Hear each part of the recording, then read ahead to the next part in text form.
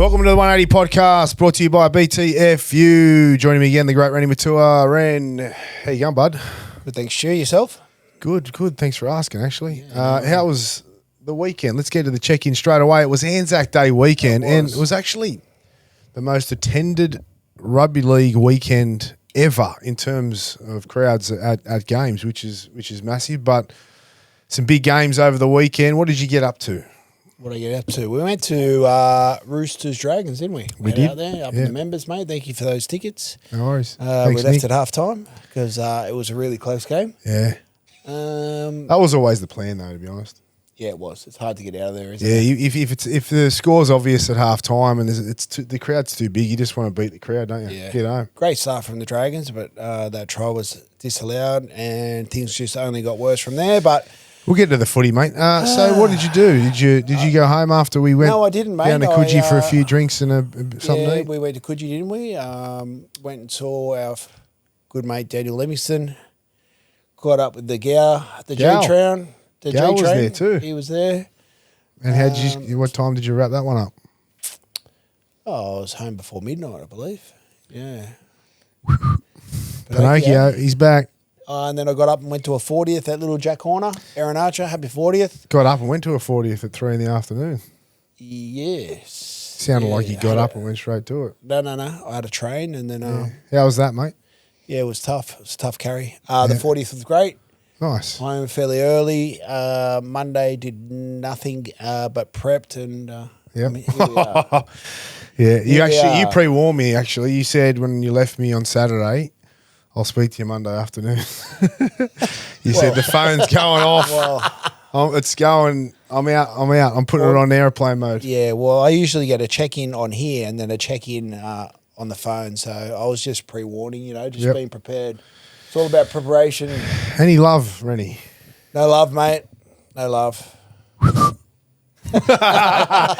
All right, let's move on to the footy. Jarome Luai signs a 3-year deal with the PNG Chiefs. He is their first signing ever. Massive news that broke yesterday afternoon, and what a signing it is for Michael Chemis, GM of footy, and even Willie Peters, the coach.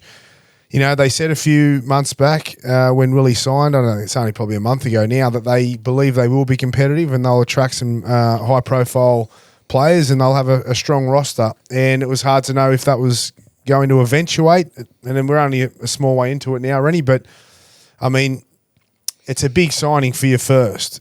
Do you like it? I like it. Especially being number one. That wasn't PNG, convincing, though. Number one, private That wasn't jet. convincing. Most people have been, that's great. You were like, I like it. I like it. He had those clauses in his contract. He's well within his rights to take it up. I think he's paid his dues at the Tigers. He's set some standards, some winning cultural habits. He's still got another 18 months at the club. I think the club's heading in the right direction. There's some great players in that side that have really lifted with that polarising figure of Jarome Luai in their side. And look, Tigers supporters might not like it, but they are heading in the right direction. Yeah, I think it's a great signing, and I'll tell you why. It's for a number of reasons. He's a 5'8", which is good. He's one of the best 5'8s in the game. I think when you've got a 5'8 like him, you can get a halfback now. They've got to get a halfback, right? Yep. You can get a big game. You can get a halfback, like a Cleary or Galvin. No, that won't be happening. But you can get a halfback that's any style, because you can get one like a Jock Madden who can come in and just get the game plan on and game manage and sort of go under the radar but do his job, and you've got a flamboyant 5'8 like Luai. Or you can get one of the prominent sevens in our game, because he's played with Cleary as well, right? And so that's good for that reason, that they've got they've covered a big space there. He's a great player. You just mentioned culture and what he's done at the Tigers, and now what he brings to them. He also brings experience. He gets why he's going there. He said in his press conference today that it's much bigger than just the money and the tax-free dollars, which would have been a huge incentive, and we'll probably talk more to that as we go. but he gets the impact it could have on a country, you know. And if we've been there and we've spoken about it on this podcast, it is unbelievable. Rugby league is just it's king. You are gods over there, and they live and breathe it, and their life sometimes depends on it. That's how passionate they are up there. So he gets all that. He buys in, and also it's what can transpire now. It's what players may follow him, you know, because they need, you know, Perth haven't been able to do this, and we'll talk about Perth soon. But if you can jag a big fish like him, it attracts other players. It just does, and he's got mates that are in high places that have had a lot of success that could be wanting a bit of a change, and also wanting to make a difference, and also making tax-free dollars. It's all about the money for me. I think it's a more than just rugby league. Yes, I get it's a religion. I've been to Papua New Guinea 6 or 7 times. I love the place, but the huge incentive for me, especially at his age now, getting into the latter stages of his career. He'll be 31. He'll be 31 when he goes there. It's the money, mate. It's the money. And it's a... Can you begrudge him for that? No, not one bit. Not one bit. My concern, and you touched on it just quickly then, is that what players is he going to drag with him, and can it disrupt a lot of rosters? That's what's... Because the incentive there, besides Perth, can cause a lot of disruption in the NRL. Yeah, it can. And that's where I don't think the NRL have really thought about this. And it's probably a scary thought for most clubs. Further to this, Rennie, and I'm going to go there because no one else has quite yet. And I think this will pick up some traction over the next sort of few weeks because of this signing of Luai. And you know, everyone was kind of like, even the clubs included, were okay with the tax-free dollars until we get to a point now where, you know, a big star goes, and if more go, then the clubs will start thinking, hang on a sec, this is unfair. And the fans will start thinking that, and that's going to pick up some momentum. Very professional. That's Buzz. Yeah, that was like Buzz. Buzz calling me. And Dean Ritchie as well. Yeah. You remind me of Bulldog Ritchie a little bit. Anyway, we'll move on from that. him. So, yeah, no, what I'm getting at here is, so when the PNG proposition, the NRL put this forward to the clubs were okay, Rennie, because they offered them $4 million each. So they said, okay, this is what's going to happen in PNG. They're going to have a lot of money for infrastructure, and they're also going to be giving tax-free dollars to players, which is an advantage. We know that. So because of that, we're going to give each club $4 million. So at the time, every club's gone, that's amazing. We could really do with that $4 million. Yep, we agree to these terms. Fantastic. Play on.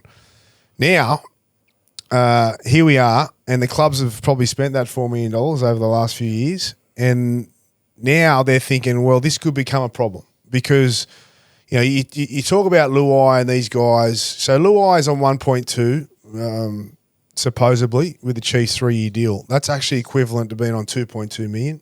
So he's getting paid $600,000 or $700,000 a year more than, say, Kalen Ponga, right? So when you kind of digest that, that's huge. But it's not even that, right? If you go down to the players, the middle tier players and the lower tier players, right? So once you earn a certain amount, I think it's $200,000 or $300,000. It might be 190 or above. Your tax bracket changes, and then, you know, as you earn over 300,000, it goes into the 48 percentile, maybe even more, depending on if you've got trust accounts, business accounts, how you manage that, what you get paid into, right? But you know, these guys that are middle tier that really hold your team together, think about them, right? The PNG Chiefs can offer them 300 or 400, and that's really 6 or 7, right? Yeah. And what are you going to do if you're getting paid 300 or 400, but you can get it tax free in PNG? Yeah, so you can really invest in your spine in terms of like pay a higher amount. Yep. And then just put those middle tier players around like the Melbourne Storm did with the big 3, right? That's right, but you're going to have like even better. So are there any names that you come to mind, like a 9? Mitch Kenny. Mitch Kenny, there you go. Like a 6, you could even... Well, they got a 6. Sorry, a 7. Well, I mean, it's who's off contract? Probably too early for that. Like, who knows what's going to happen the next 12 months? And Jarome Luai, I believe.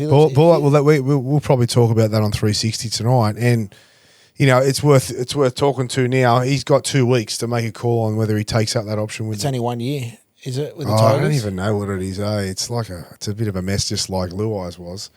But it's interesting because I'm hearing, whenever Brent Reid defends, because he's in tight with Moses, right?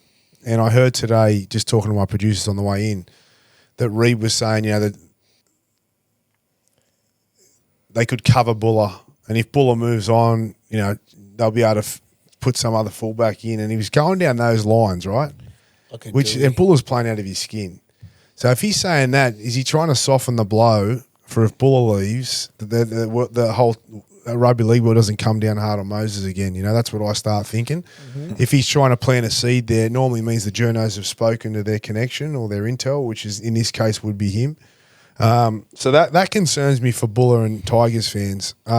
I think if I'm Buller, I'm staying there. Like, why would you leave at the moment? You're going to be getting big dollars. And he's playing great. He's happy. The squad's on the rise. They're on the improve. Why leave? Why would you leave there at the moment if you're Buller? It'd have to be a money incentive, right? And I believe that it's only, if he activates, it's only for 1 year for the $900,000, right? Yeah, and his agent doesn't get any of it. So Isaac Moses so didn't do. He's a new agent. So the deal that Buller's done is with the old agent, right? So unless there's a completely new deal done, Moses won't see a cent unless he does the deal. Do you know what I'm saying? Yes. So and I said this, I think, on this podcast last year. Yeah. Keep an eye on that because questions will be asked if, he leaves the club. Well, he's leaving the club because he's now taking that option so he doesn't stay at the Tigers, which therefore separates him from his old agent. Yep. And then here comes the new agent who people would allege is giving him a bit of a tap on the arse because he benefits a lot of money if he goes somewhere else and signs a big deal. Okay. And again, everyone fucking at home can go, Braithwaite, his agenda with management shit. I'm telling you the truth. If you want to go and listen to bullshit, go somewhere else. Yeah. But that's the reality, right? And it happens. It does happen, right? Yeah. So, but again, I just don't. If I'm Jarome Luai and I am his agent, or I'm his support network, or his whoever it may be, his mentor, why leave? Even if you get 200,000, this is where players. If you get 200,000 more to go to the Bulldogs, for example, you got to pay tax on that. It's only 100. So you're not going for much, are you? You know what I mean? Yeah. And then you got to pay your agent, and then whatever else. So. And the happier you are, the better you play. We know that. When you're having success, mate, you're happy, right? And it doesn't last forever. Yep, and I'm really enjoying what I'm seeing from the Tigers. Really, genuinely enjoying their style of play, defensively. Everything. So everything you're saying is spot on. They're a club on the rise, and they will continue to rise. Jarome will be a big loss for them in 18 months, but I don't think. It is 18 months too. It's a long time. It is a loss, but it's not a huge loss. Why? Talk me through that. I just think their style of play. Look, if you can keep Jock Madden around, I really like the style. And I like what Dewey's doing as a 7 and how he's developed into a mature 7 and controlling a team and his IQ and understanding the flow of the game. That Luai is a great influence in that club. After another 18 months, these kids, these bollets, Finu, is it Finu, the back rower, Alex Twal, all these guys, they have another year of maturity. They understand what it takes to win. That Jarome, he's a loss, but he's, like I said, he's paid his dues. So I think they're a club that will survive without Jarome. But my concern is that, the players that could potentially leave. Who? And who would, if you're, okay, I'm going to, I don't know. Yeah. So you've got Terrell May, Taylor May, Sanua Taruva. There you go. That's some big star power out, and they're all off contract. Are you sure they're all off contract? Yeah, they are. We went through it last night. They all are. And it's the same as... Well, the only thing here, Aaron, is what's going to happen is that their agents are going to leverage this now. Yeah. So, unfortunately for the Tigers, they'll probably keep them all, but they're going to pay overs. Because now the agents will go to the Chiefs in November 1 and they'll say, we want to go with Jarome. And then they'll offer the Tigers the same money but tax-free. then the Tigers players are going to have a decision to make. They'll probably stay, but then the poor Tigers, it's going to cost them probably 300 or 400 more than what they would have if the Chiefs weren't there or if Jarome didn't sign there. Yeah, you know? Let's peel it back a layer. Who's created this mess? In terms of Giving this advantage to the Chiefs. well, is it a mess or not? Like, Well, it is. It's turning into a mess now. well, we're not sure. We're not sure. will turn into a mess. We're kind of, what are we doing? Forecasting or I can't find the word, but we're kind of Trying to predict the future. yeah we're looking forward, saying this is a possibility, right? It doesn't mean that's going to happen, Rennie. We're looking worst case scenarios for certain teams now and best case scenarios for players. Doesn't mean it's going to happen, but this is the warning I was trying to say at the start. You know, it could turn into a shit fight, and I don't want to be negative because I think it's great that we've got a new team like PNG in PNG, and that they're going to get star players and all that. But people are going to complain. It could get to a shit fight, is what I'm saying. It's not there yet because we don't know what's going to happen over the next sort of 6 months to 12 months. I actually said it last night. I think Penrith, Liam Martin, To'o, Mitch Kenny, Isaiah Yeo. Isaiah Yeo and Cleary, can't see him going to Perth, way. right? No way. So I'm talking the other guys. Yep. The other guys that have won their 4 premierships, whatever, 3, some of them, whatever, they've been there and done it now. Now they're looking at the money. Now they're looking at setting up their families and setting up themselves for, and because they've won premierships, they'd be thinking, let's go to PNG. They've got a ready-made culture there with Jarome and 4 or 5 of them that have been through the system at A Penrith. successful coach. Yeah, and a successful coach who's a winning coach, got the winning formula as well. I think they should be more concerned than the Tigers in terms of losing players. And if you think about what the Dolphins did, right? They took the Bromwich brothers, Kafusi. Mm-hmm. So if you're going to build a new side, you potentially want to take them from the same team. They had the same standards, same morals, same systems, right? So they took 3 players from the Storm. So if I'm looking at Willie, and I'm not suggesting that Willie is going to do it, but if I'm the recruitment officer, if I can get 3 or 4 players from the same club, that's what I'll be doing. That's what they'll do. Yeah. That's what they'll be trying to do. That's where we could potentially because see the problem. these guys are going to be living in A compound. Well, it's not a compound, right? But it's going to be a facility. That's it. That's all you've got. So you've got the players, you've got the partners and the kids. Yep. You don't want any dickheads there too, right? You want people who buy into the systems, the culture, moral values, all that. So you got to live and breathe it. You're going to be stuck with each other, in a confined space compared to living in Sydney, Melbourne, or Brisbane, right? So you'd send the missus and kids to Bali, wouldn't you? Yeah, send them home for a few weeks even. Like, I wouldn't. That'd be good. I reckon every now and then just to have. Mate, it'd be a 2-hour flight. What? So have you spoken to Willie yet after the signing? Yeah, I have. But you know what? He didn't tell me much about it. To be fair, because that's not my. I signed him there, but I'm not part of recruitment and retention. Like I just say congratulations, and I heard the noise obviously, and I asked him if it was real when I heard it. Yeah, and he confirmed it was real, and then I said congratulations when he got him. Like it's awesome. It's awesome.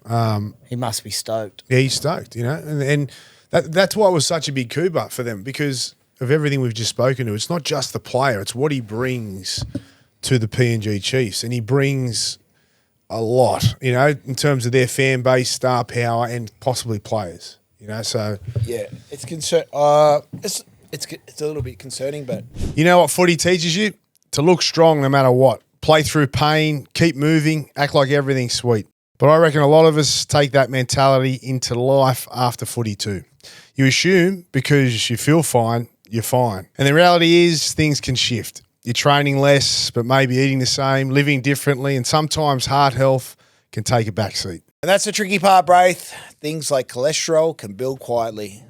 There's not always some obvious warning. Exactly, which is why getting checked matters, but also some of it starts with the simple stuff. It doesn't have to be a massive health overall, even the little habits like putting Proactive on your toast in the morning instead of your usual spread. That's an easy switch. That's it. Small changes you can actually stick to. Simple things done consistently. Start something good. Now back to the podcast. What about, I got a story for you. Okay. On the the Alex Johnston situation yesterday. No, I'll talk you through it because we touched on it last night. But so when the noise come out around Jarome being the number one signing and it was close to being done, Alex Johnston had spoken to the PNG Chiefs and they were in talks about it. They hadn't quite come to a proper, they'd had a bit of conjecture over what they were going to meet at, but the whole priority there was to get him there, right? Yeah. And they pretty much agreed to terms, not official or anything like that. Mm-hmm. But the PNG Chiefs wanted Jarome to be the number one signing, and then they would take care of the Alex stuff. The manager of Alex saw the wind, that got the wind of the Jarome, And leaked it. and because he wanted Alex Johnston to be the number one signing and to claim that position, he leaked it to Peter Bedell, who then wrote the story that Alex Johnston, not only is he the number one try scorer, but he's the number one signing for the Chiefs because the agent leaked it before anything was done official. Who's the agent? You don't have to say. Look, if you don't want to go. Well, you know what? It's not hard to find. Clinton Shivkowski, right? Come on, Chock, you're better than that. I know. You're way better than that, Chock. And because he works with Chimes. I love Chimes. And, even the Lomax situation, you'd think he'd be trying to keep a low profile at the moment. Like, Chimes is the best in the business, and as I said, I love him. But he's had a few strikeouts. Clinton, like, what's he doing? Like that, we're talking about a new franchise who are taking your player on. Like they don't. Like, and you look at Alex Johnston, like he's perfect because he's Papua New Guinean, right? And they love him up there, and it's a great franchise player. Like great for off-field marketing. He's a champion bloke, and but your manager making some stupid, egotistical move could have cost him a deal with, the country he loves so much. Like, it's just ridiculous. It's just stupid. And you're playing, and look, with all due respect to Alex, you're on the end of one of the best left edges that there has been, right? Like, you know how important a winger is in today's game, coming out of the backfield. He doesn't have these huge, tough carries out of the backfield that's going to get on the front foot. And it's not to tell you having a dig at Alex, but just be grateful that, you do want a player with Papua New Guinean heritage, and you've got the three Coates brothers as well. Yeah, well, that's right. And Alex is going to be, by then, mid-30s? Exactly. So just call the Jets, mate. No, you want Alex to go to a successful team. You just got Jarome Luai. I can tell you now, if it wasn't Alex Johnston, they would have backflipped and said, "Nah, see you later." Yeah. For what he did, because it's Alex, that's the only reason he'll probably get saved and they'll sign him officially. Yeah. Do you want to touch on the Bears, Rennie? Yeah, I know I you've had a pretty strong opinion on their situation at the moment, and I said it last year. I think that I thought they should have had some sort of compensation or concessions, and I think most people said why. But this is why. This is why. This is the reason, right? Yeah. I think I'm really concerned for the Bears. I'm really, really concerned. Even looking at their roster, like you look at that roster: Sexton, Wishart, Meaney, Newman. Never heard of him. Sean He's Russell, from England. Josh Curran, Sorensen, Talakai, Liam Henry, Fasua Maliawi, Isaac. I don't know that English prop. Mikolai Alensky. I signed him there, didn't he? Did you? Yeah, I signed him there. Good stuff. He's the England prop. Very good player, isn't he? Yeah, no, I'm not. I'm concerned. no agenda. No agenda. No agenda. Agenda Braith. Braith agenda. Look, I'm retiring. Braith, honestly, I'm really concerned with this venture. And I really think that, in 5 months' time when they go into pre-season, I just believe that the NRL really, really need to look at maybe some sort of compensation in terms of a slight salary cap increase, some sort of incentive to try and get a fucking marquee. There is no marquee yet, right? No, Who's their marquee? Yeah. Right? I would even not consider, if you were smarter about it and you really thought about it, you probably pushed it back another year. You can't now. But this is a big work in progress with the WA market, right? Yeah. I I don't want to be the Grinch, but they're in some big trouble, mate. Like, not only because we're looking at the roster and the players that they've got so far, and they're only, 12 months, no, less than 12 months away. But, from the get-go, Mal Meninga was appointed as coach and had no say in his assistants. So there's one thing. Then he wanted Ezra Howe as his head of recruitment, and that was knocked back because of stuff that the whole Gold Coast thing. But that was the guy he thought was the man for the job. Didn't get that. Now he brought in a head of football, I believe, who's been sacked or didn't get along with the Seglio, is it? The new guy that's taken over there. So he stepped away. So essentially right now, Mal is surrounded by staff that he didn't employ any of them. He's the head coach. Did they bring in Billy Moore?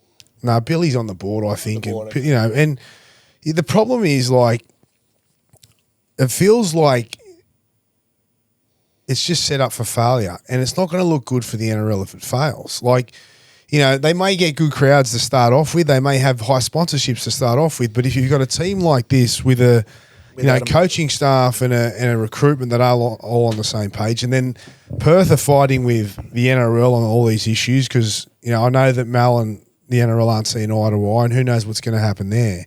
Then you've got a team that don't have the concessions that PNG have got, don't have the passionate supporters that are going to turn up to every game for PNG that you just don't know you probably won't get in Perth. It has recipes for disaster, and they're going to have to make some plays now and try and get a couple of big names quick. Let's shoot from the hip, Aaron. Like, is there anything the NRL can do in the next month?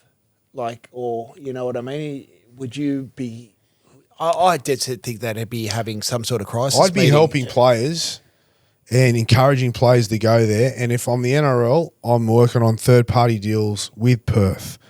So I'm using both connections of the NRL and Perth to get, those big signings and off the cap, getting them to 200 or 300, and then bring it, and so then they can afford to buy big name players but not ruin their cap. Can you explain to me how the third parties work? Because I don't know. Well, third parties need to be approved by the NRL, and there are limits on third parties. So is there a certain amount of players that can get third parties, or every player can get a third party? No, there's only a limited amount and amount of money, but again, that's all regulated by the NRL. Okay. So you give a bit of leeway there, That's where some area. That's what I'd do. Yeah, that's and also like. They'd have big corporate sponsors already that want to sponsor the game in the NRL and Bears. Yep. Just say to them, mate, instead of giving, $1 million to the club, give 700 and give 300 to the player. Yeah, like there's ways to do that. Yeah. I think that's something they should be considering. Do you think it's something that they will actually look at, or I think they'd have to. Well, I remember because I was talking to Perth when the whole Cameron situation was in Melbourne, and I was asking about third parties and that, and he said they were there, but there was no confirmation of anything. And I'm thinking, if I'm the NRL, I'm encouraging and helping Perth with third parties and having it on the table so that you're actually attracting players to Perth and you're getting people excited about going there. I just feel like they're butting heads and working against each other that much that if you're actually if as an agent right now, right, put the hat on, if one of my players was considering going there, I'd have 10 red flags already. Like, who's the staff going to be? Is Mal happy? Are the NRL on the same page as the staff? Yep. What players have you signed? Are you going to strengthen that team that you've got right now? Are there third parties? What are the third parties? Where's the family? There's a million things I'd ask that I'm not saying I know the answers because I haven't spoken to them for a long time, but that to me is a real concern. If I'm thinking that with that hat on, then others are too, right? I don't think you have to be a genius for us to work out that PNG and Perth, tax-free, living in Perth. 6 hours, 4 hours. I know how I'd get Rennie to Perth. Yeah. They'd become I'd make them into a hybrid straight away. The Perth Bali Bears. It's only a 3-hour flight to Bali. Yeah, I know that. You know what? Every play a few games in Bali. We're there. Play a few games in Bali. What do you reckon? every buy would be there. I was going. You wouldn't come back. No, I was It'd going. be like your career at La Perouse. When I was at Parramatta, I was going to the hunt during the buy, even at the Dogs. But it does. You don't have to be a rocket scientist to understand that this was going to create issues. I feel like they didn't expect the Chiefs to be a success as quickly as possible. But that's it. So it's a real hard one too, because if everyone's going, oh, they're getting an advantage. They were heavily disadvantaged about being in PNG, so they had to create something. But again, as I said earlier, they knew, every club knew, tax-free from the start, and here's $4 million each to just give him the little kicker, to say yes, and they were all happy to take the $4 million. Everyone's happy. And you watch all that shift now once the $4 million's been spent. Yeah. And it's about to kick off. Luai goes, and then who knows who jumps ship after him. But Can I get another $4 million? and this is another point. Is it tax-free dollars for the rest of their existence? Yeah, that was a question. It has to be, doesn't it? There wasn't a limit. Yeah, well, it hasn't. So that's even more concerning, because if they say this, I reckon the NRL will have to change that. well, they will. And then can you imagine if they change it? There's going to be even more big name players going, I want to go to get the tax free. While it lasts. All right, let's move on from that. So some big question marks over Perth. Some great news for the PNG Chiefs, but crisis in Melbourne. We spoke to this last week, Rennie. I spoke about Bellamy, and I did have one comment I saw that was highly critical of me for questioning at all the Melbourne Storm or Craig Bellamy as a coach. And I wasn't really questioning him. I was bringing up what I thought were concerns. And then they got beat, what was it? Flogged 42-6 or something like that. Something like that. And I'm not happy about it, but I don't say things just to make them up. There are. I mean, I tipped him to fall away this season On the first episode. So, I'm not making shit up here. I've had a feeling about this for a while, for a number of reasons. But let's talk to it, Rennie. What are you thinking, mate? Mate, look. It's very. We're in rare territory for the Melbourne Storm. They're not used to losing. They're not used to trying to dig themselves out of this hole. I just want to, I went through some Sonia data, and I'm just looking at 2026 Cameron Munster. No tries, 4 try assists, 3 line break assists. For Money Munster, who I respect highly. Jarome Hughes, he had 4 runs for 30 metres on the weekend. Mm-hmm. He might have got injured. 2026, 1 try, 10 try assists, 12 line break assists. Pass. Harry Grant on the weekend, 1 hit up, 11 runs, 68 metres. 2026, 3 tries, 2 try assists, 3 line break assists. Yeah. That's your spine, and I'm not saying that they are the ones that are the problem. It's what's going on around them. Very, very unusual numbers for those big 3 right there. Yeah, well, it doesn't surprise me because they're coming second last. So their numbers don't surprise me at all. If you're looking at their performances, I mean, Cameron's just completely out of form. It's hard to watch at the moment. I've been talking to him quite a bit about it. And, you mentioned it, it's unfamiliar territory. Yeah. They haven't been through this as long as he's been at the club. I don't think he has. I don't think he was there in 2012 when it happened. And they don't have the players they had to get themselves out of it, so they're in some shit. Cameron's just. You can say they don't have the players, Braith, but it's the decision making that the players they have. Yep. Are so. No, but I didn't say they didn't have the players. I said they don't have the players to get them out of it like they did in 2012. But even their current players that they've got, it's just not first grade standard at all. I agree. When have you seen a Melbourne team have a completion rate of 65%? They've been shocking all across the park. Like, I just want to finish with Cameron before I get to the others. No, because people are saying I should. It's the worst thing. He's going to turn up for Origin and be Wally Lewis. He's not playing well, mate, and his defence has been really bad on that edge, and it's uncharacteristic. He's normally one of the best defenders, And again, all I can put it down to is it's just like he's going through a really tough time down there, and they all are struggling with their confidence and their belief, and and they've got to get better, and they've got to get themselves out of it. Like it's a hard one. I just don't know how it is a quick fix, and people are questioning Cameron for Origin. You never know. Like Billy dropped EC last year. I can't see him dropping him, and I know. I know how much it means to Cameron to play for Queensland, and I know how great he's been at that level. And I actually I actually want it to come around quick because I think it could turn his season around. I want him to go play Origin because I know how much he loves it, and it might revitalise him and just pick him up and get him back to his form. That's I want it to come around. But then there is always this question mark. Billy's not as scared to make tough calls. No.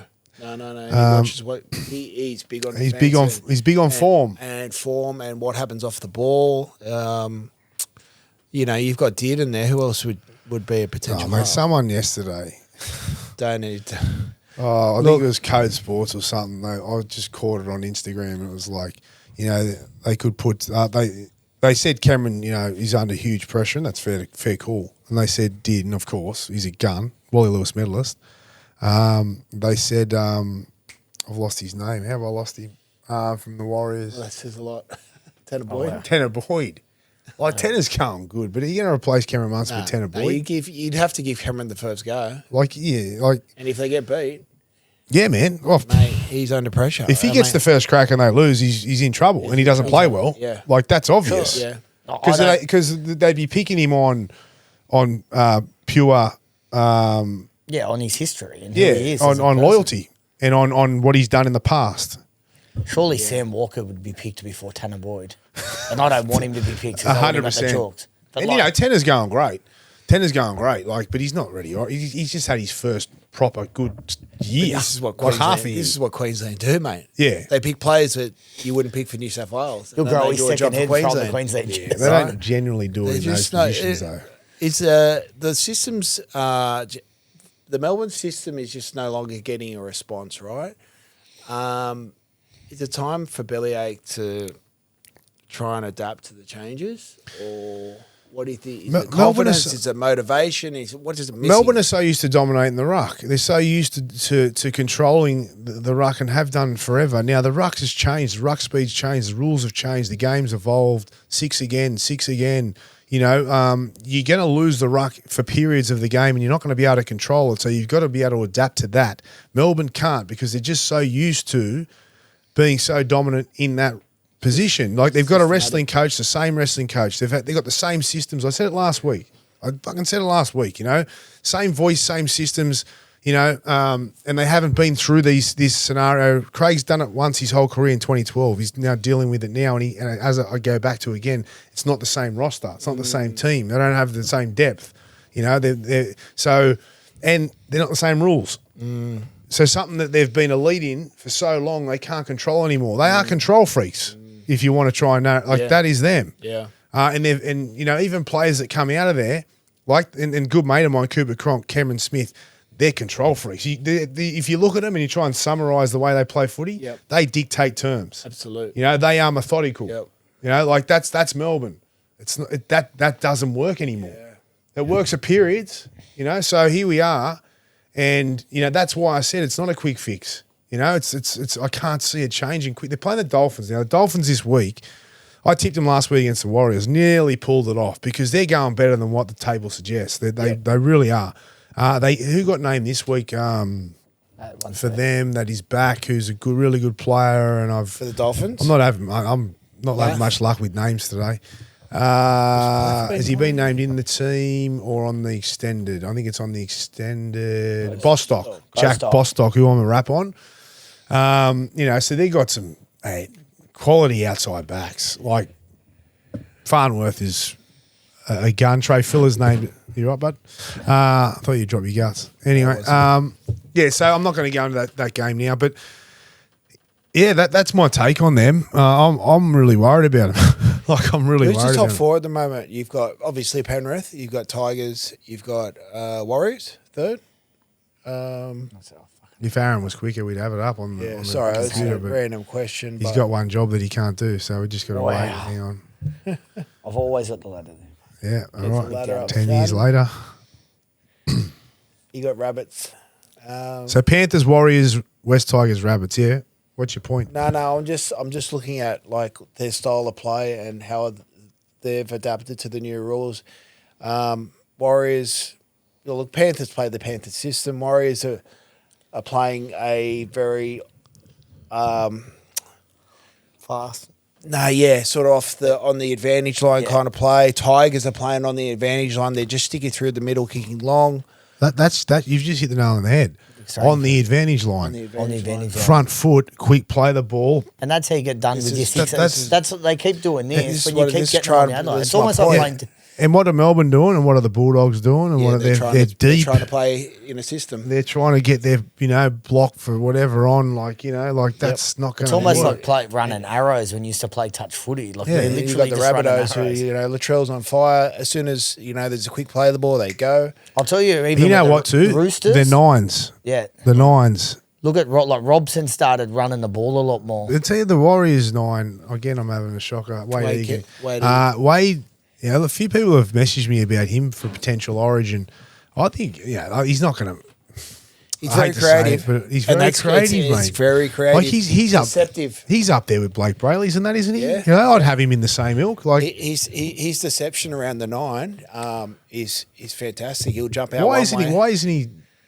It's New Zealand. Why doesn't his name come up more then? I don't know. But You know? definitely should be in the mix for Yeah. sure. But my point is, you look at those top 4 sides, and they are doing everything that Melbourne aren't doing. Yep, that's right. Okay. Perfect. Okay, let's move on to your team, my team as well, Rennie. But you picked this team to win the comp this year. We need. I'm still confident, mate. Yeah, you were flexing your muscles 2 weeks ago you after saw the they New South Wales beat Cup. the Penrith Panthers. But it is. What'd you say then, Aaron? New South Wales Cup. That's disgusting. Did you hear that? He called them Don't a new. get started, mate. No, that's like, Honestly, sorry, Ron Massey. The Roosters supporter in the corner. He's happy. He's taking shots. Excuse me, He's excuse me. taking Just does shots. his knee My, playing touch you, footy. you predicted Storm to go Yeah. no good, and I predicted the Dogs to You be did. light years. I've stuck You by did. it. It's false form, fake form. He did. Anyway, Rennie. So back to you. The Bulldogs after the weekend. Oh, the cock watcher over here. Fucking hell. Yeah. How were the showers this week Fantastic. or last week? Did you go on the shed? No. Oh, okay. The Bulldogs, Rennie, getting beaten by the Broncos. Broncos had, their 3 best players arguably out, and a host of others. Queensland Cup team. What do you think, Rennie? What do you think? I just think the first 15 minutes when they weren't able to capitalise and score points, they're a team that need to score points early and back their defence after that, because once they don't get that polish, they're struggling so much and so confused around their attack that things just go to shit. Errors start creeping in. The pressure starts to build. Just basically off those first opportunities in the first half where you could, have an argument for Critter not putting Montoya away. Mate, I've noticed a lot with their shift plays. They're too deep. Way too deep. Connor Tracy's going a little bit too across field. Square up. Critter, you're too deep. The winger's too deep. And it's the same thing on the left side. Kickower's too deep. Sherry too deep. Who's the Worked left out what winger? it was. He got a new attacking coach, Braith. Sean Kenny Dow. He's playing sideways to sideways. Skidsy. Skids. look, Skids is they back. create- mate. Adam O'Brien. He's at the Leagues Club. He's just won. I think he's about to win the jackpot again. He's about to win the link. Am I tripping, or do you see how deep they are in attack? Yeah, man, they're deep. They are, and they played really deep in round 1 against the Dragons over in Vegas, and they kind of got out of it a little bit, and they've snuck back in. Everyone's talking about that first 10, 15 minutes, and they couldn't score points, and it was they created a couple of chances on the right, which Crichton usually executes or draws the winger in to find the pass, and. But he didn't. And why didn't he? That comes down to a bit of lack of belief and confidence, which is where their squad's at the moment. And they should be creating more, though. Did he come back too early? Did he look a bit ginger in your eyes? He did look a bit ginger, but he did actually get more. He looked the first half. He looked it definitely, bit and of that could have confidence. cost him those first couple of opportunities. But as the game went on, he looked like he brushed off the concern around the AC and all that. But when Critter's playing like that, but again, you got to be creating more opportunities out of your 9, 6, and 7. You really do. And if you're in a position where you don't score in the first 10 or 15, and then you go, "Oh, well, we're gone." It's a psychological, and that's where they're at. yeah. And you know what? They're And starting to question themselves a little bit. I was interested to see Serrato's press conference because I was doing the game on Friday Night Footy, and he played that first 10 or 15 down. We created opportunity. I was thinking, mate, You got to ice those moments. you got to ice those moments. Yeah. And you got to create more because for them, they don't have the ability to create like Brisbane do. And if they don't ice the moments they've got, Brisbane, even when there's a game went on, I thought, well, if Canterbury score 1 or 2, they're still cooked because Brisbane will create 3 or 4. You know what's flying under the radar as well is Brisbane's defence. Yeah, it's not under my radar. Ever since Benteo left, you could argue that their goal line defence has probably been up there in the top 2 or 3. I'd love to see a stat, and that's your job over there, Aaron, if you got a little stat there. That was the second half against Melbourne. Second half against Melbourne, their season was in dire straits apparently, and they were cooked, and then they won that second half. They sacked Benteo that week. It could be because they had Madge and him had words. Obviously, Madge wasn't happy with the defence, and Tio's obviously pushed back on him. And since that moment, when Tio's walked, they have been outstanding in defence. A totally different team. Yeah, totally different team. Scrambling well, turning which Madge up for got each criticism other. for making that call. Yeah, and even against the Tigers. So they go up 21-20. Tigers have got all the ball, and they just turn up, build pressure through their defence. Just back on the Dogs. Back on the Dogs, mate, because that's what we're still on. Yeah. Hayward situation there on the weekend. What's your take on that? I thought he looked great when he came on at 13. He put Galvin through for that try because he has that half. He was able to sort of be a little bit creative and deceptive with that little short pump. Galvin at the back, it opens up by the Red Sea. He scores that try. They saw Hayward. Okay, so that's great. The answer is the 9. Who's the 9? They don't have a 9. They don't have a 9. What I will say. So how do you get to a position where you don't have a 9? Well, they just thought he was going to be the 9, and he just wasn't. Reid Marnie. Look, I'll back Coach Serrata on his decision to get rid of Reid. I think there are more reasons within those 4 walls that Reid was moved on. However, do they look better off now? No, but so there is a team first right mentality, and I think there was some issues potentially with Reid. Yep. That I get that. But the team first mentality or the team first decision is supposed to be you don't need to create poison within a group. Do you think we don't know. We don't know that though. We don't know that, do we? There is a reason. I would say this, if what you're saying was the reason, I agree with it. I don't know if it's the reason. I know, but you're assuming it was. Yeah. Yeah. So if that was the reason, I would agree with the decision from Serrato. If it wasn't the reason, I totally disagree with it. Of course. Because absolutely. you don't get rid of a quality 9 when you don't have a 9. Mm-hmm. You can't just make something I like the fact that he's backed his coaching and his rugby league IQ to think that Hayward is a 9 and I can turn him into one if he's not, but it's been a failure. Do you think Ciro's overcoaching? No? Do I want to go down this path? No, I don't. Is it over coaching, over decision making, over complicating? Are they This is okay, I don't even want to go down the other path because there's another path I could lead to. Okay. Well, if you don't want to say it, let me say it. I just feel like these coaches these days, like you've got everything's data based, right? And then there's the eye test as well. And I just feel like coaches are too invested in numbers and statistics, and it sometimes confuses their decision around picking players. Would you know that their major, like their chairman or CEO, Adam Drusi, and this is just a fact, right? He owns a multi-million dollar AI company. Oh, no. Well, they've gone down the AI. Well, that's why, but I'm telling you.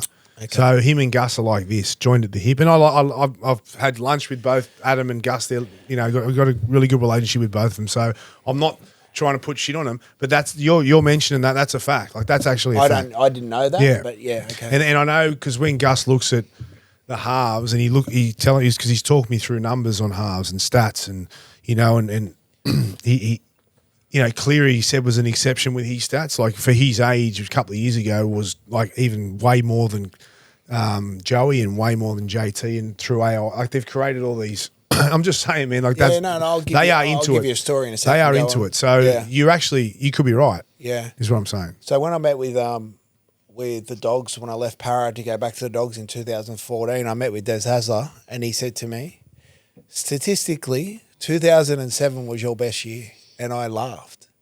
Like, I knew 2007 wasn't my best year. Yeah. But he said, statistically. Yeah. Like, you see my point, right? Yeah. Yeah, I don't know. Like, stats are important. Data's important. You know what? Probably. I don't. Yeah. I want to touch on that quickly because I know you use AI a lot and look at it from horse racing to sport. Maybe one day AI will get to that level, but I don't think it's not everything. And like you said, there isn't those just because Artificial intelligence can't tell you what a player is and emotionally thinking, what their personality is like. You know, there's a lot of things that comes into a player's mind before a game. You can't just say, all right, you know, and rely on artificial intelligence, right? Sometimes you have to go by the eye test. Simple as that. All right. Like, you don't want to go there. Oh, you want to keep going? No, I just like. Well, hang on, let's go because I think you nailed it. You both. It was the last one when we did it together before the Penrith when they beat Penrith. You both predicted what they would need to do to give them a shake, and they played that style. But it hasn't come back. And then they reverted. We said away defence. From it. We said they have to base their performances off their defence, their line speed, their intensity, their dominance of the ruck, and that's when they did that against Penrith. They got that with their attack as well. You know what they did in the first 15 minutes as well? Is they went after Adam Reynolds and Ezra Mam, and that's when they had all the ball, right, in that first 15 minutes, but they weren't able to ice those two opportunities. So they played square and direct as well. So they simplified their game, went at their halves, made them make a lot of tackles, but once they weren't able to polish off those end of sets, Adam Reynolds comes back into the game, Ezra comes back into the game. What they've got to understand is they've got two of the biggest halves in the comp, right, who are skillful and fast. So if you got Burton and Galvin either side, if they run the footy with any threat, they're going to get 2 or 3 defenders every time. If they win the ball, it's the next play. But the problem is they don't have a 9. Yes. So it's like, you know, but that's why it's got to be if Burton goes, Galvin's got to go. If Galvin goes, Burton's got to go. And how often do you see that? Not often. If Galvin goes, Burton's there next. You know, like, and they don't have the connection of a 9 or a 9 who's an eyes up like a Harry Grant or a Coruscant on that. Like, so that's a problem. But I'd still be, if I'm Galvin or Burton, I'm taking on the line, and if I'm getting 2 or 3 defenders, that's your ball to Preston or kick out. And if they go for Preston or kick out, that's your elbows and knees, quick play the ball, or you're halfway through. They don't like it's just. Well, just one more thing. I know you don't want to stay on the Dogs too long. I didn't mind Turpin starting. I think he's a lot more creative, or not a lot more. I wonder are the hookers hamstrung a little bit. I will say this one other thing before we moved on. Marcelo Montoya, great mate. He should have been dropped after the Parramatta game. He came up with lucky you got the great mate in there first. Huh? No, like great mate should have been dropped 3 weeks ago.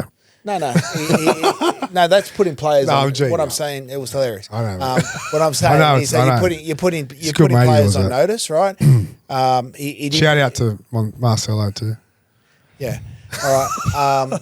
So he's been copying a lot of it in social media about his podcast and that as well. What's that got to do with it? Well, exactly. So just back the fuck up. Like if he just wants to do some stuff in his spare time with his wife, I think the show's hilarious. Yeah, so do I. But he's just been out of form, mate. Like he had a good run there for a while, Montoya. Like he's had times in his past where he's struggled a little bit, Ren, but you know he's been off, and his confidence. You look at his eyes, you know. I'm having a go at the coaching staff selection. He was so off against Parramatta that sometimes you got to put. Hey, we're not giving you another chance. We're putting every other player on notice. Yeah. That these are non-negotiables. And if you don't live up to those standards, you're going to be dropped. Love it. All right, one quick question. What about Connor Watson? Could he be a 9? Oh, why do you always refer back to the Roosters? No, because they're saying that what's Connor Watson got to do with anything right now? Because they've said that he's allowed to look elsewhere. Yeah, for good reason. And he's someone. Yeah, there you go. No, but is he someone that you'd look at because he comes out in darts? PNG are talking to him. Yeah, okay. You know, not the Dogs. I'm not sure I should have said that, but listen, Connor, this is like your Montoya one. Connor is someone who I respect and think is an amazing guy. You know, I just think that his role in the game is very much like a Kirk Gidley, Craig Wing, like where they're great at a 14 when they can come on tiring defence. And all three of those guys are not structured and they don't play to game plans. They just run out of dummy half. And if something happens, it happens. But don't overplay your hand too much because, that's the type of player he is. He's not a 9. So that's why I thought he could be a good signing for a dog, for get that structure, as you said, get on that advantage line, build that pressure, win that first 20 minutes, and you bring on someone. I just think his pass has got to get better. Fits in with what you said. I think we've probably contradicted everything we've said just previously with the whole Melbourne thing, is that you want an erratic 9 now with the game. That's what I'm saying. Changing. You want a running 9.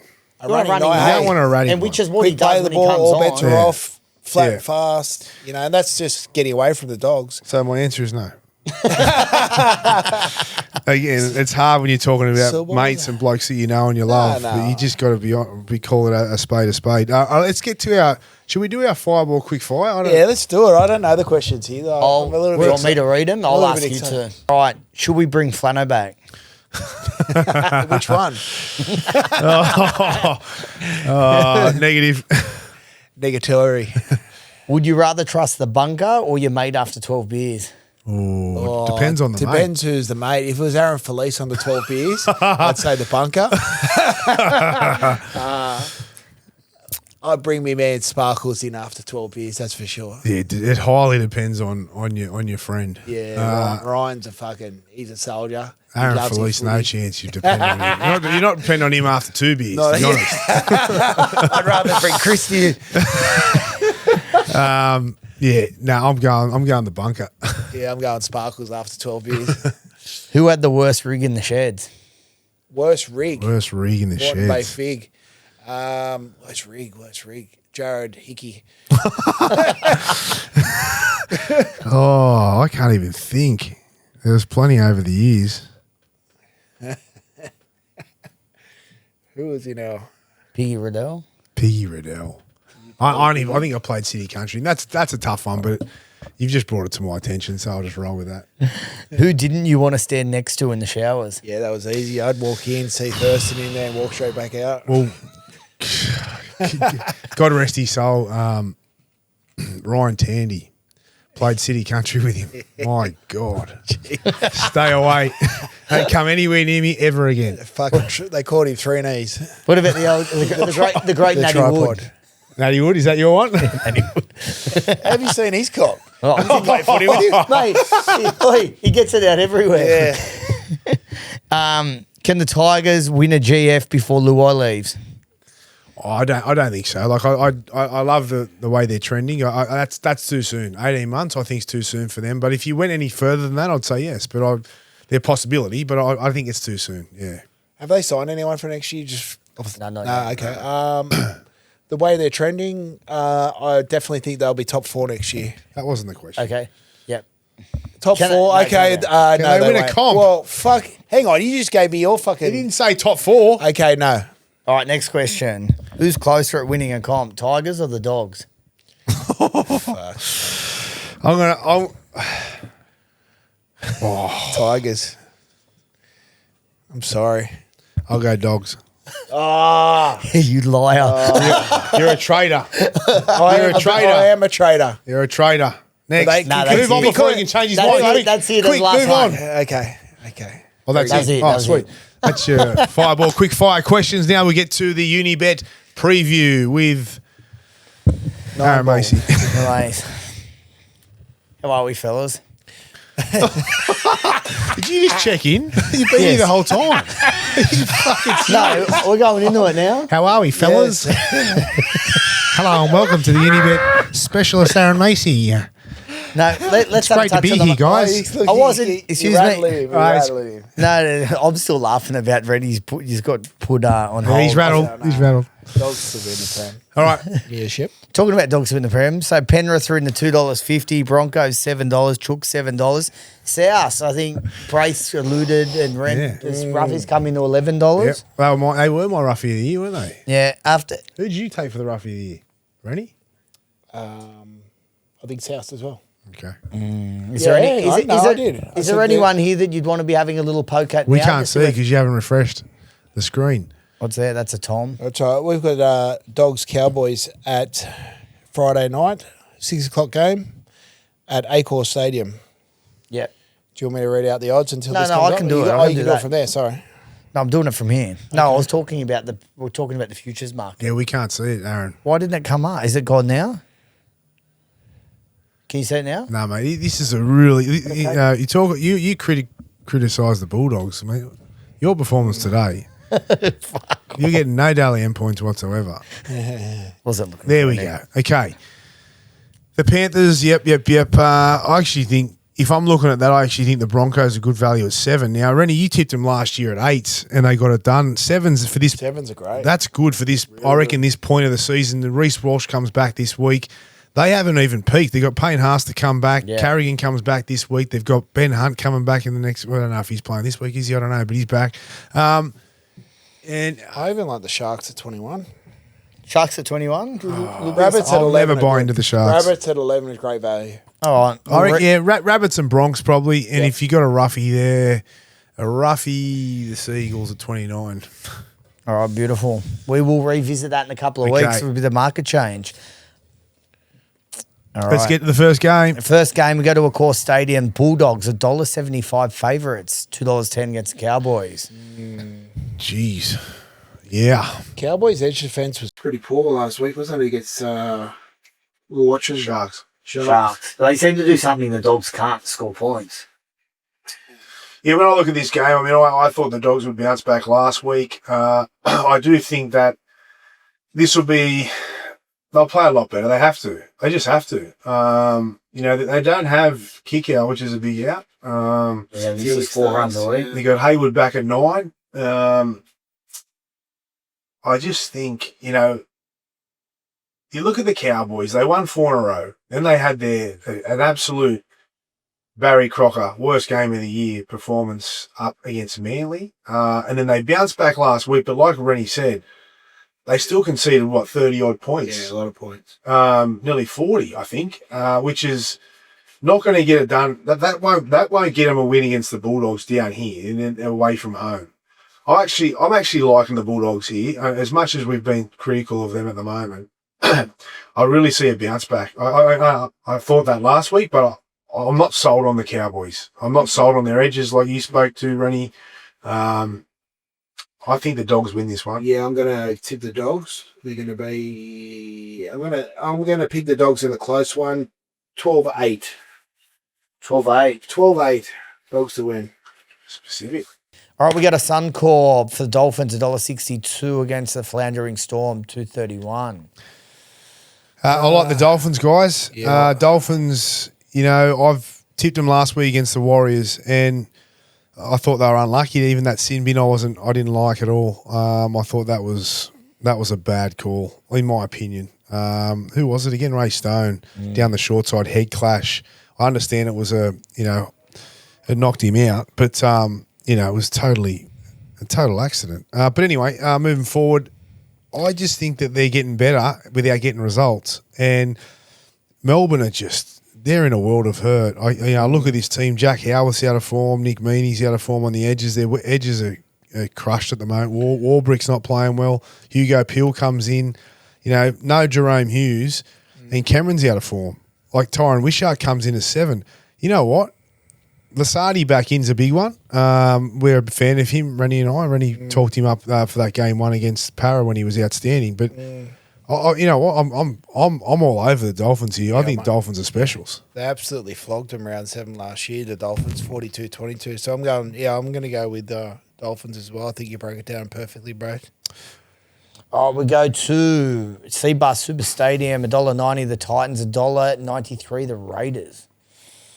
The Titans are favourites. It's because it's up there and there's no Hudson Young still. Papali'i, is he back in? Weeks, Somali.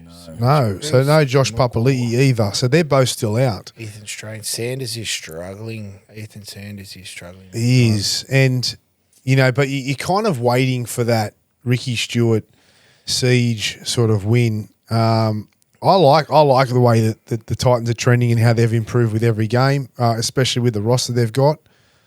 He seems to be doing a good job up there. He's doing a great job, Hene, and I was sure he would be. The first couple of games were scary because I'm thinking, but that's what was always, it happened to Rolsey last year with Para. It's going to happen. I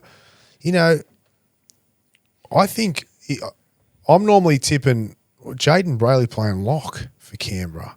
Sasangi's back in, which is huge, but he's in the back row. Sebastian Chris wasn't good in defence last week, and Timiko's vulnerable at the best of times. I'm loving Jojo Fafita. Brimson comes back in. I'm going the Titans. Yeah, I like the Titans. Yeah, look, I think it was their leaders that let them down last week. The Raiders. I think Topaneer was just unnecessary offloads. Like they've got to turn it around now. Ethan Sanders needs to really control the game. He's got to get rid of. He kicked. I think the week before he kicks one out in the full. He gives away penalties that led to a try. If they can get their completion rate up, their cut out their errors. I think they're still too strong in terms of their roster. So I'm going to go with the Raiders. Given that they get their completion rate right. All right, we go to Combank Stadium. Eels $2.80 against the Wars, $1.44, sitting at second. Yeah, if you're going off form and performance based, and you take away that this is at Combank, you're tipping the Warriors all day, every day. And there's no reason to sort of doubt them anymore because they've become that team that travel well, and they're creating their own sort of culture and success, and I like that. We've got Tanner Boyd there at 7. Metcalf joins the bench. Give me a look at the Para team again. Moses, Volkman, Adokar, Russell, Penasini, Kelly, Joe Ash at the back. I can't tip against the Warriors here. I think it'll be closer than that. What those odds suggest, though, because one area that Para have improved on is their defence compared to what it was at the start of the year. Mitch there with Volkman is just he wants to be the dominant 7, and that's obvious. And I think he enjoys that, but is that enough firepower? With Volkman and Papali and Riley Smith in the spine, to me, I say no. And although Volkman's doing his best and can come up with a good play every now and then, like he did a couple of weeks ago, I don't know if it's enough. I think Warriors, if they play half decent, they win that game. Yeah, well, I don't mind the $2.80 for the Eels, to be fair. Yeah. At Combank as well. I'm going to go an upset here. I'm going to go with the Eels. Mm-hmm. So, yeah, there we go. Got with the Eels, 260.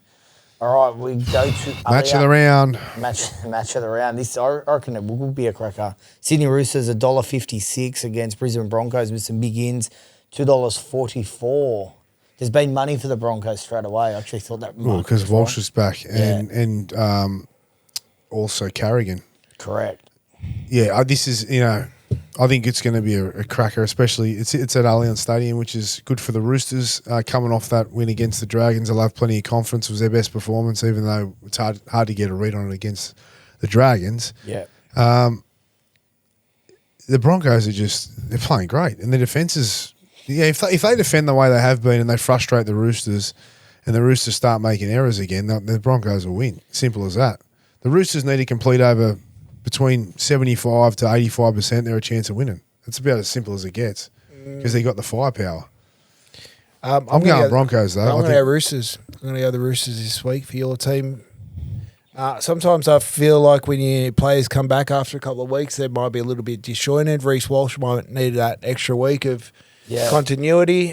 Carrigan's been out. I just feel like the Roosters are more of they're getting it together. Teddy through the middle. I'm going to go the Roosters. All right, we have the Newcastle Knights at home, $2.11 against the Rabbitohs, $1.73. Yeah, this is a ripper too. This is a tough one. This is a ripper because Kalen's back. Kalen's back. Dylan Brown was, he's still been good in the beaten team. What about he showed some toe there last week, didn't he? He did. You go on the Knights, Rand? I'm going to go the Knights. All right, I'm going to go South. Yep. Straight in. Now, a team that is lacking a little bit of confidence, the Sharks, $1.52 against West Tigers. You know what? If there's an upset, this could be the one. With all the players out, 54. there's some big players. Who's out? They are missing Appy Coruscant, Jarome Buller. Oh, that's why they're. That's why that changes everything. So let me look at the team list. I Who's didn't goes even to think of fullback? that. So Taruva, Skelton, May. You know what? Taylor May's playing good footy. Yeah. He's been strong. Could they still upset him? Yeah, of course they can. You've got Cronulla have been ordinary, man. Like, they were ordinary against the Cowboys up there, and they had a good record against the Cowboys and over the last few years, and still, like, they had opportunities early there to kind of put really the Cowboys away, and they just couldn't do it. I was chatting to someone and he said that he reckons he's watched the Sharks really closely, and he reckons it looks like they're trying to do things a bit different.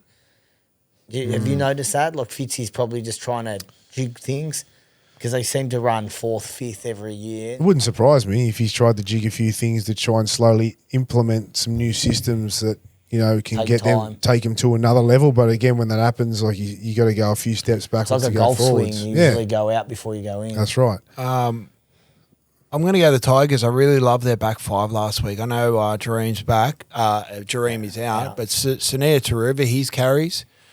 Skelton, Taylor May's carries. Stafford Torres, Lau Li'i. He's slept, mate. That kid is making some really strong carries out of the backfield, getting them on the front foot. Alex Twelve's been great. He's got a little tip in his game now. Pole, even Fainu. I just feel like they're just playing with so much confidence and playing a very simple style of play that I think they will outmuscle the Sharks this week, and then I'm going to go the Tigers for an upset. Yeah, I wouldn't touch this game if I didn't have to. This is a toss of the coin, I reckon, because the Sharks are just as much chance of turning it around at home. We know how good it's a hard place to win, isn't it? It's a hard place to go and win. For any team, let alone a Tigers team that are on the rise, but you've had a bit of drama this week. They'll probably want to win this even more. They've got players out. I'm going to go Sharks. Yep. I'll stick with the Tigs. All right, well, we go back to Combank Stadium for the final game of the round with the Panthers $1.25 against the Foz potentially getting his first pull loss. this off? Can Foz pull this off? Yeah. Is he locked in his coaching career if he wins this game? Yeah, if he won this game, they'd sign him straight after in the sheds after the game. The contract's there. Where's this game? Combank. Round 8 last year, Melbourne. Eagles won 26-10. Fold them. A little bit of confidence there. Round 8 last year. Round 8 last year. When they were coming last, Penrith. When they had a full squad as well. They were coming last. Yeah, they had a full squad though. Yeah. Yeah. So I'm going do you think they're playing like they were round 8 last year at the moment? Yeah, they're due for a loss. So fucking hell. You know what though? Right. Rennie came out the other day with you can stick your Sonia data up your blurt, mate. That's where you can put that. All right. Well, fuck. We'll tip him then. I just did. You tip him. I'm going Manly. Okay. I'm on the Foz train. All right. I'll go Penrith. I get Penrith. But in 1962, the Penrith Panthers beat Manly. Fucking who cares? It's been a great show. How good's it? Are we going to do our Unibet special or? Yes. Oh, well, I did mine before, didn't I? I'm really keen on the value of the Tigers. That's going to be my bet of the round. All right, my Unibet special for this week, and I think it's good value. That's the reason I'm going to take the Broncos over the Roosters. I know it's at Allianz Stadium, but the Broncos, nearly $2.50 to beat the Roosters. I'm jumping on that. You win some, you lose more. For free and confidential support, call the number on the screen or visit the website.